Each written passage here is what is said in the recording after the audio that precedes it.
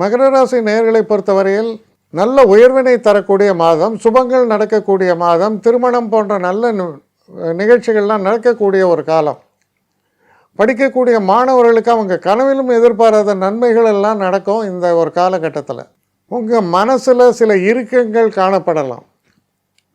சில வெறுப்புகள் என்பது தலை தூக்கும். அது உறவினர்களுக்குள்ள சில நேரங்களில் ஏற்படும். பங்காளி சண்டையெல்லாம் சொல்லுவாங்க கிராம பக்கத்தில், அந்த மாதிரி. அப்போது மனதை அமைதியாக வைத்து கொள்ள வேண்டியது அவசியம். சில நேரங்களில் உங்களுடைய நடுநிலையை இழப்பீர்கள்.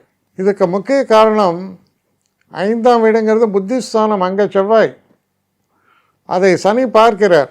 சில நேரங்களில் என்ன இருக்கும் தெரியுமா, அறிவிழந்து விடுவீர்கள்.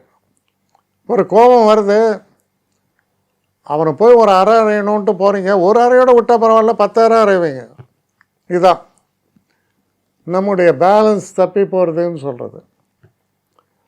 நமக்கு எங்கே நிறுத்தணும்னு தெரியாது.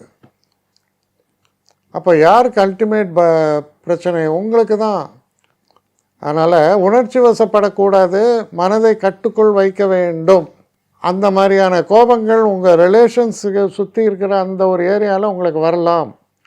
கவனமாக இருங்கள்.